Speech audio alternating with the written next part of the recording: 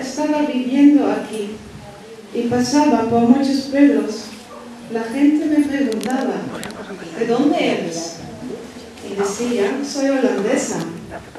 Y muchas veces contestaron, aquí también tenemos familias holandesas. Pero siempre resultaba que no eran familias holandesas, que eran familias extremeñas viviendo en Holanda.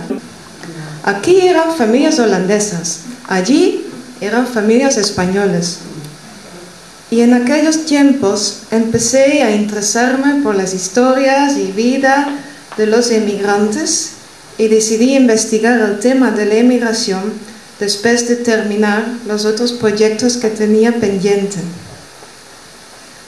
Aquí en el Torno también habían personas que emigraron a Holanda en los años 60, los albaderos, Pablo y Florencio, el marido de Visita y Lucio, el marido de Julia, los dos fallecidos ya. Florencio y Pablo, igual que el marido de Visita, trabajaban en la empresa Philips, que tenía su sede en Eindhoven. Eindhoven es una ciudad industrial en el sur de Holanda, dominada por fábricas, oficinas y edificios de Philips.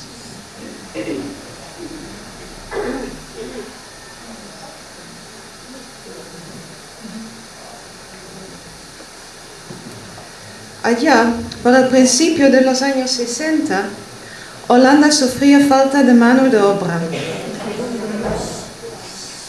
La fábrica Philips, igual que otras grandes empresas, se decidió por la contratación temporal de obreros extranjeros para solucionar el problema a corto plazo. La dirección de Philips decidió contratar los obreros en un solo país, pues administrativamente era práctico. En el verano de 62, el señor Frits Philips, en persona, el heredero de la Gran Philips, se decidió por España. Desde esta fecha y en años posteriores, Philips trajo cerca de 2.000 obreros españoles a la ciudad de Eindhoven y sus alrededores. Frits Philips estaba personalmente interesado en los obreros españoles. Él también hablaba un poco español, de vez en cuando iba a verles en sus departamentos, sus campamentos. Los primeros emigrantes españoles en Philips venían del norte de Cáceres, de pueblos como El Torno, porque la administración española designó Extremadura a Philips para conseguir la mano de obra que ésta requería. Más tarde llegaron otros grupos más de todas las regiones de España. Los españoles eran los primeros extranjeros llegados a Eindhoven y sus pueblos. Y durante muchos años también formaron el mayor grupo de forasteros. Hoy quedarán cerca de 1.000 españoles en Eindhoven, y los extremeños forman la base de esa colonia española. El Ministerio de Trabajo, con sede en Madrid, mandó la oferta de Philips al Ayuntamiento de Cáceres y este, por medio de los sindicatos de la época, la distribuyeron por casi todos los pueblos de la provincia.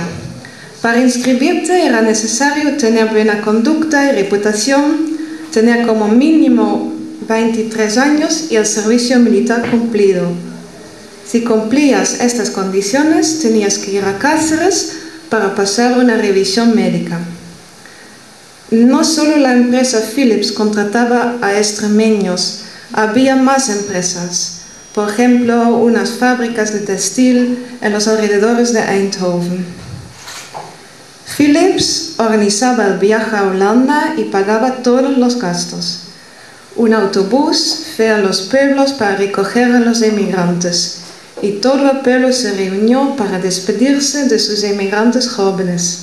El autobús se les llevó a Cáceres y desde allí en tren hasta Holanda.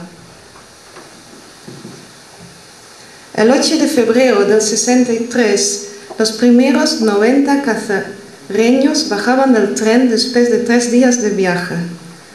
Holanda padecía uno de los inviernos más fríos que se recuerdan.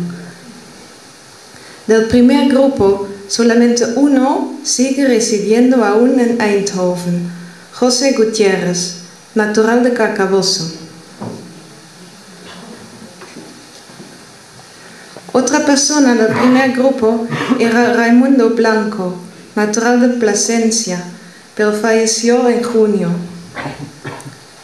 Todos los demás han regresado, de los cuales algunos han fallecido también.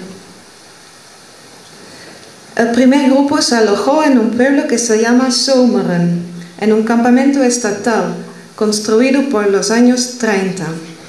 Existían campamentos similares en otras localidades, todas cerca de Eindhoven. 8 hombres compartían un dormitorio y salón comedor. Cada día de semana, los extremeños eran llevados en autobuses a sus trabajos en Philips. El problema más grande en los campamentos residenciales era la falta de privacidad. A algunos no les gustaban estos alojamientos comunes y buscaron hospedaje en casas particulares. Otros se alojaron en pensiones a los que Philips ayudaba a pagar. Una pensión muy famosa era la que se encontraba en el centro de Eindhoven, una pensión en un convento de monjas, Ons Thuis, nuestra casa. Aquí encontró alojamiento un centenar de españoles, cada uno con su propia habitación, y las monjas se encargaban de las comidas y de la limpieza. Uno de los temas que más se han discutido ha sido el de las comidas en los campamentos. Los enfados e irritaciones sobre la comida llegaron a ser bastante preocupantes, hasta el punto que fue materia para realizar una huelga. Sobre las comidas en los campamentos hay muchas anécdotas. En general, los holandeses se esforzaban para que los españoles se sintieran a gusto, pero tenían una imagen de España muy estereotipado. Pensaban, por ejemplo, que los españoles son botafuegos todos, fogosos, pasionales, y que les gusta la comida picante, muy picante, que tiene mucha pimienta.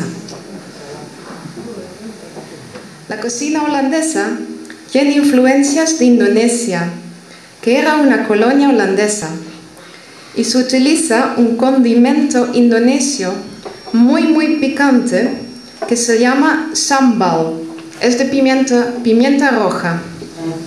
Los cocineros de los campamentos echaron sambal, mucho sambal, en la comida, porque pensaron que a los españoles les iba a gustar mucho, pero no les gustaba nada de nada.